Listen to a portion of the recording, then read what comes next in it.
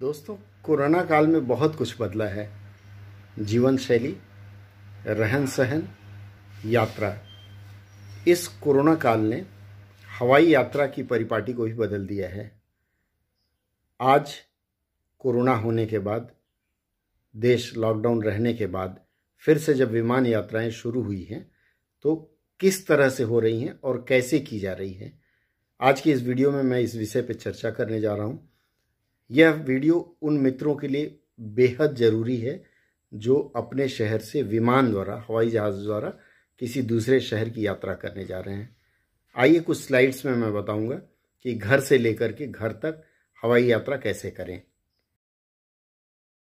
सबसे पहला काम है टिकट लेना। आप अपने पसंद के स्थान की टिकट खरीदते हैं, ऑनलाइन खरीदते हैं। ऑनलाइन टिकट लेने के बाद आपके पास एयरलाइंस का संदेश आता है कि आप 48 घंटे से पहले वेब चेक इन कर सकते हैं, और ध्यान रहे वेब चेक इन ही करना है। जिस दिन आपकी यात्रा होगी उस दिन एक निर्धारित समय के बाद यदि आप एयरपोर्ट पहुंचते हैं तो आप यात्रा नहीं कर पाएंगे, क्योंकि मैं अपनी यात्रा के दौरान देखा एक सज्जन देर से आए थे और उन्हें वापस लौटा दिया गया। इसलिए वेब चेक इन ज़रूरी है। अब देखिए, मेरी यात्रा शुरू हुई है आज 30 तारीख को। मैंने टिकट पहले ले लिया था। 28 को 11 बजे के बाद मैंने इसमें वेब चेक इन किया है, और वेब चेक इन के साथ साथ आपको बोर्डिंग पास और साथ में आपके लगेज के लिए भी एक कार्ड मिल जाता है, लगेज टैग जिसको कहते हैं। उसको लेकर के ही आपको यात्रा करनी है। यह है हमारा बोर्डिंग पास जो हमें ऑनलाइन मेल द्वारा प्राप्त हुआ था। इसको लेकर के हम अपनी यात्रा प्रारंभ कर रहे हैं। वैसे भी सामान्य नियम है कि आप यात्रा के कम से कम 2 घंटे पहले एयरपोर्ट पहुँचे। ये देखिए, मैं दमदम हवाई अड्डे पे दाखिल हो रहा हूँ। हमारी गाड़ी दमदम एयरपोर्ट पहुँच रही है। अंदर प्रवेश के लिए आपको क्यू में खड़ा होना है। देखिए, यहाँ हम लोग क्यू में खड़े हैं। इसके बाद से प्रक्रिया शुरू होती है।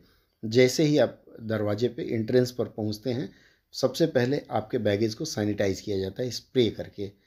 उसके बाद आप देखिए, यहाँ लोग प्रवेश कर रहे हैं। प्रवेश करते हैं तो आपको वहाँ CISF के जो सिक्योरिटी चेक करते हैं वो खड़े रहते हैं। उनको आपको बोर्डिंग पास दिखाना है। ये जो प्रिंटेड बोर्डिंग पास आप लेके आए हैं या आपके मोबाइल में है, वो दिखाएंगे। दिखाने के बाद आई कार्ड दिखाएंगे। आपका वेरीफाई करने के बाद फिर वो आपको अंदर जाने की इजाज़त दे देते हैं। अंदर प्रवेश करते ही आपको बैग स्कैनिंग का स्टेप है वो अवॉइड करके सीधे जाना है कस्टमर डेस्क पर। वहाँ जाने के बाद आपका जो कार्गो में सामान देना है वह बैगेज आप वहाँ दीजिए, और आपके बोर्डिंग पास पर वह गेट नंबर लिख देंगे किस गेट से आपको अंदर जाना है। इसके बाद आपको सिक्योरिटी जांच के लिए जाना है। यहाँ बैगेज स्कैन और सुरक्षा जांच के बारे में मैं कुछ विशेष नहीं बता रहा हूँ, क्योंकि एयरपोर्ट की सुरक्षा देश की सुरक्षा है और उससे समझौता नहीं होना चाहिए। सुरक्षा जांच के बाद आपको जो गेट नंबर अलॉटेड है, आप उस गेट नंबर के पास जा कर के बैठ जाइए। फिर जैसे ही घोषणा होगी आपको लेने के लिए बस आएगी, और फिर उस बस से आपको आगे बढ़ना है। जहाज़ आने से थोड़ी देर पहले घोषणा होती है और बताया जाता है कि जाने वाले यात्री अपना PPE किट ले लें। PPE किट अर्थात कोरोना से सुरक्षा कवच। उसके लिए फिर आप पंक्तिबद्ध होकर के काउंटर पर जाते हैं। यहाँ देखिए, लोग जा रहे हैं और काउंटर से हर व्यक्ति अपना अपना PPE किट ले रहा है। यह आपको जब जहाज़ में घुसेंगे, जहाज़ में घुसने से पहले ये पूरा PPE किट पहन के जाना है। इस किट में फेस शील्ड, हैंड सैनिटाइज़र और गाउन, तीनों चीज़ आपको दिया जाता है। देखिए, ये हैंड सैनिटाइज़र है। अब आप मास्क, गाउन, फेस शील्ड लगा करके जब घोषणा होती है फिर आप बस में चढ़ते हैं और वह आपको जहाज़ तक ले जाता है।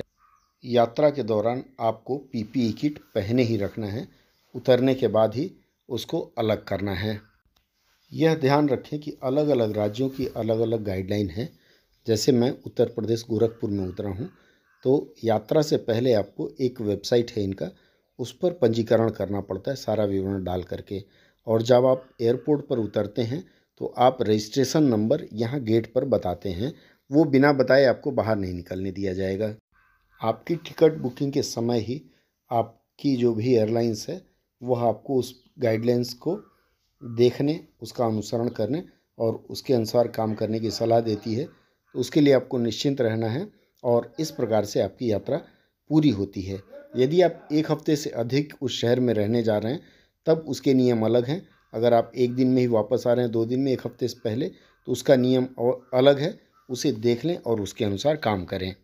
मित्रों, जो भी सरकारी आदेश है उसका अनुपालन जरूरी है। विमान यात्रा के दौरान उसका अनुसरण करें और सुखद यात्रा का आनंद लें। यदि यह वीडियो पसंद आया हो तो इसे लाइक और सब्सक्राइब कर दें और अपने मित्रों को शेयर करना ना भूलें।